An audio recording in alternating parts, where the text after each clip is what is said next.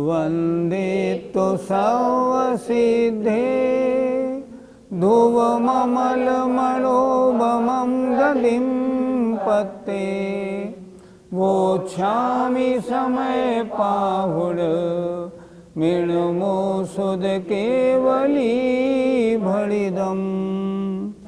पंच परमेष्ठी भगवान की जय। समयसार जी में अजीबाधिकार चल रहा है। अजीब के बहुत सारे पुद्गल के परिणमन, उनको बहुत से लोग जीव के मानते हैं, वे सब ठीक नहीं। इसकी चर्चा पिछले पाठशालाओं में हमने की। आइए आज अब चलेंगे गाथा नंबर 51 पृष्ठ 50। देखिए, व्यवहारस्य दर्शन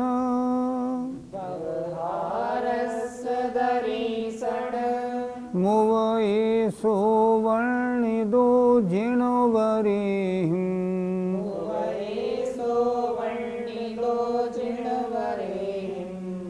जीवायेदे सव्वे अध्यवसाणादो भावा।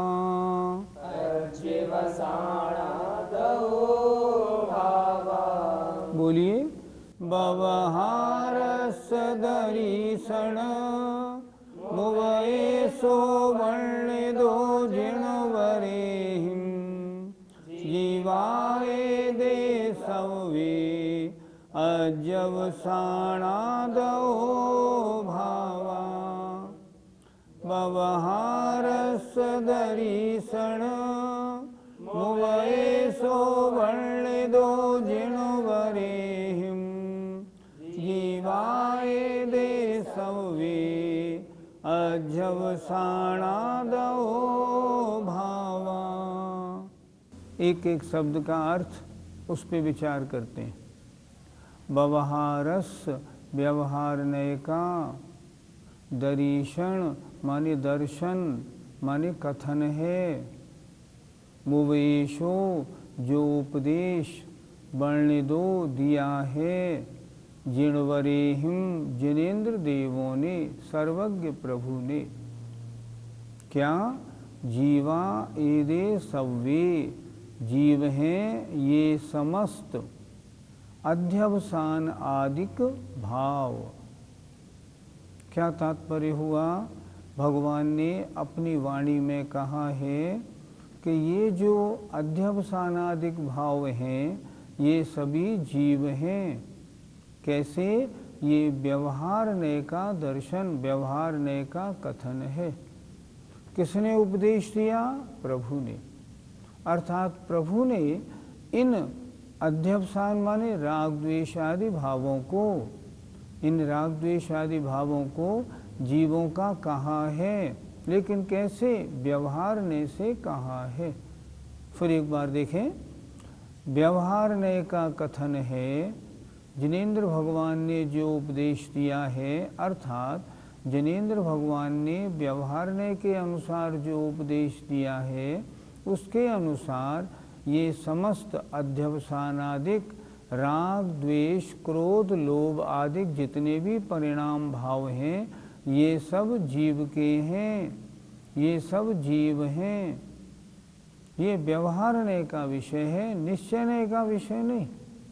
इसलिए सर्वज्ञ देव ने व्यवहारने से इन अध्यवसान अर्थात राग द्वेष आदि भावों को जीव के कहा है। भावार्थ देखें, ये सब राग आदि अध्यवसानमयी भाव जीव हैं। ऐसा जिनवर भगवान ने जो उपदेश दिया है वह व्यवहारने का मत है। जो राग रोषमय भाव तुझे दिखाते, वे जीव मात्र व्यवहार कया कथाते। ऐसा सदा कह रही यह जैन वाणी, पीले तृषा जट बुझा अति शीत पानी। शिष्य ने कहा, भगवान आपने जो गाथा नंबर 51 में कहा है, जरा इसको उदाहरण से स्पष्ट कर दें। तब आचार्य कुंद महाराज ने गाथा लिखी 52 और 53। आज हम 3 गाथाएं करेंगे, 52 और 53 दोनों करेंगे क्योंकि वो दोनों जुड़ी हुई हैं। आइए गाथा नंबर 52। रायाहुणी गदोतिया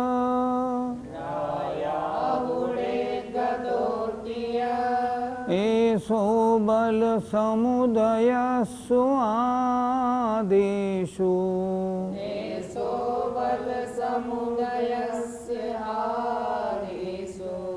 व्यवहारेण दूच्यते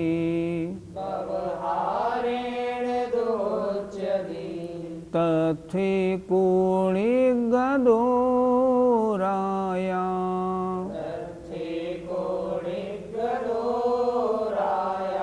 बोलिए, राया हुणी गदोतिया ऐसो बल समुदय स्वादेशो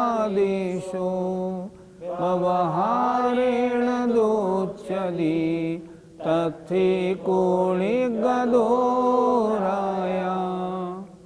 राया हुणी गदोतिया ऐसो बल समुदय स्वादेशो व्यवहारेण दोच्यते तथे कोणि गदो राया। राजा ही निगदो निकला है, तिय इस प्रकार का, ऐसो यह बल समुदयस्य सेना के समूह को, बल के समुदाय को, बल माने सेना, सेना के समूह को निकलते देख कथन है। क्या समझा रहे हैं? देखो, कहीं राजा की सेना निकली, 2, 3, 4 मील लंबी निकल रही है, तो कोई पूछेगा कौन निकल रहा है? राजा। तो क्या वो सारी सेना राजा है? नहीं, सारी सेना तो राजा नहीं, राजा तो एक ही आदमी है, बस 2-3 फीट में चलने वाला। तो ये सब क्या है? ये राजा की सेना है, इसको राजा कहा जाता है, राजा निकल रहा है। इसी तरह आचार्य कह रहे हैं, ये जीव के परिणाम है राग द्वेष आदि। तो ये जीव के परिणाम है, इनमें जीव तो एक आत्मा मात्र है। ये सारे जो परिणाम है ना, ये परिणाम तो कर्मकृत, कर्म के उदय के कारण सारे हैं, इनमें आत्मा तो एक ही है। उसी तरह जो फौज निकल रही है वो 2-4 किलोमीटर लंबी है, पर राजा तो एक है। फिर देखें नीचे की 2 पंक्ति, व्यवहारेण व्यवहारण्य से उच्चदी किया जाता है। क्या? ये कथन। तथा वहाँ तो एको एक ही निगदो निकला है, राजा, राजा तो एक ही है। उसी तरह राग द्वेष काम क्रोध मद लोभ आदि ये सब जीव के हैं, लेकिन जीव तो इनमें मात्र एक ही है, अन्य नहीं है। इस तरह इसको समझना है, ये उदाहरण है। अर्थ देखिए इसका, सेना के समूह को निकलते देखकर राजा ही निकला है, इस प्रकार का जो कथन है वह व्यवहारने से किया जाता है। वास्तव में तो वहाँ एक ही राजा निकला है, राजा तो एक ही होता है। इस तरह आत्मा तो एक है। ये सब परिणाम वैभाविक परिणाम हैं, कर्म आदि के उदय के कारण बने हैं। निश्चय ने आत्मा की बात करता है और व्यवहार ने अन्य के कारण होने वाले सारे वैभाविक बातों की बात करता है। जैसे राजा निकल रहा है 4 किलोमीटर में, निश्चय ने कहता है राजा तो एक है, ये राजा की सेना है, राजा नहीं। इसी प्रकार राग द्वेष आदि परिणामों के बारे में समझना चाहिए। आइए इस गाथा का पद्यानुवाद देखते हैं। हे जार ही रभस से चतुरंग सेना, गोपाल है चल रहा पर मान लेना, ऐसा सहर्ष व्यवहार स्वगीत गाता, राजा यथार्थ वह यद्यपि एक जाता। इससे संबंधित एक दूसरी गाथा है, गाथा नंबर 53।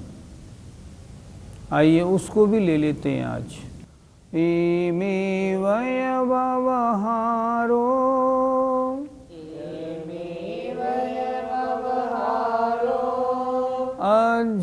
अध्यवसानादि अर्ण भावाणम्,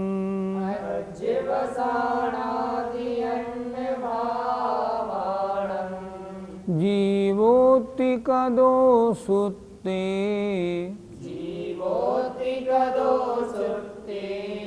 तथे कोणिच्छिदो जीवो,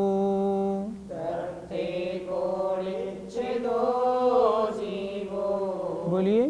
एमे वय व्यवहारो अध्यवसानादि अर्ण भावाणम्, जीवोति कदो सुत्ते, तथे कोणिच्छिदो जीवो।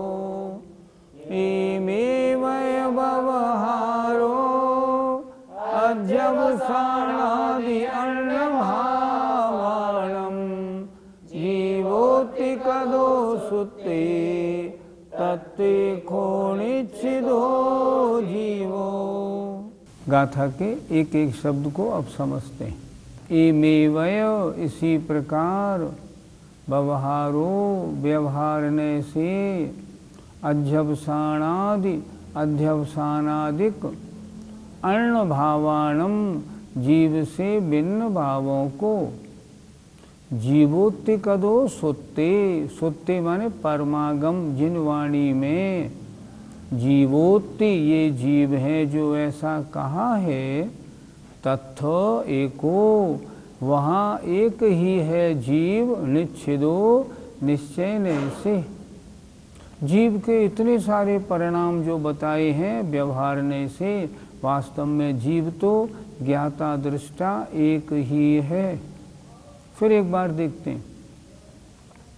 इसी प्रकार व्यवहारो, व्यवहारने से, अध्यवसानादि, अध्यवसानादि, राग द्वेष आदि, जो अर्ण भावाणम, जीव से अन्य माने भिन्न भाव हैं, जीवोत्ति कदो सुत्ते, सुत्ते माने परमागम में ये जीव हैं, ऐसा जो कहा है, तत्थो निच्छिदो जीवो एको, वहाँ निश्चय से जीव तो एक ही है। जैसे इतनी लंबी सेना थी और कहा गया व्यवहारने से राजा निकल रहा है, तो राजा उतना बड़ा थोड़ी होता है, राजा तो एक ही था। उसी तरह आत्मा तो एक है। ये सब जो राग द्वेष आदि काम क्रोध आदि जो भाव हैं, ये तो कर्म के उदय से होने वाले परिणाम हैं, ये विभाव हैं। आत्मा तो इनमें एक ही है। उसी प्रकार निश्चय से आत्मा तो ज्ञाता दृष्टा मात्र है। ये जो राग द्वेष आदि परिणाम की सारी बातें हैं, ये व्यवहारने से हैं, ये आत्मा के स्वभाव नहीं, आत्मा के स्वरूप नहीं। ऐसा अच्छी प्रकार निर्णय करना चाहिए। अर्थात व्यवहारने से कहा गया है, किंतु निश्चयने से उन रागादि परिणामों में जीव तो एक ही है। आज 3 गाथाएं हमने पढ़ी। गाथा नंबर 51 में हमने क्या पढ़ा कि व्यवहारने से जनेन्द्र भगवान ने कहा है, ये जो अध्यवसान रागादिक भाव हैं ये जीव के हैं। जीव के ही हैं, हाँ जीव के हैं, जीव ने किए हैं, जीव में हुए हैं, जीव के ही हैं, लेकिन कर्म उदय के कारण हुए हैं, इसलिए ये वैभाविक भाव हैं, जीव के स्वभाव भाव नहीं। व्यवहार ने क्या वर्णन करता है? व्यवहार ने अशुद्ध दशा की बात करता है। निश्चय ने शुद्ध दशा की बात करता है। हमारी आत्मा में जो राग द्वेष आदि परिणाम हो रहे हैं, मेरी आत्मा में ही हो रहे हैं। ये नहीं आत्मा में नहीं हो रहे हो, शरीर में हो रहे हो, ऐसा नहीं है। ये हैं तो जीव के, लेकिन ये शुद्ध जीव के होने वाले परिणाम नहीं है। अब आगे जो 2 गाथा थी 52 और 53, उसमें स्वयं आचार्य ने उसका उदाहरण देके समझाया। जैसे राजा निकल रहा है, फौज निकल रही है बहुत लंबी 2-4 कोस में, तो कहते क्या है, ओहो राजा निकल रहा है। तो क्या राजा उतना बड़ा है? नहीं, राजा उतना बड़ा नहीं, राजा तो एक ही है। इसी प्रकार जो अध्यवसान मतलब राग द्वेष आदि परिणाम हैं, परिणाम तो बहुत प्रकार के हैं, लेकिन उनमें आत्मा तो एक ही है। जो ज्ञाता दृष्टा मात्र आत्मा है वही है।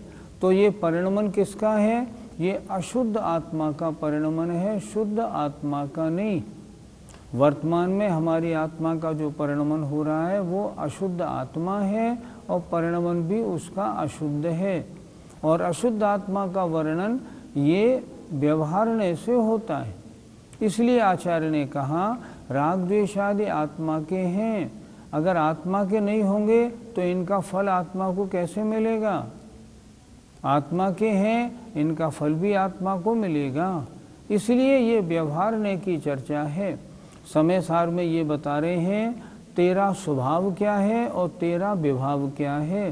संयोग जन्य रति राग विभाव भावों को जीव मान चलती व्यवहार तावो।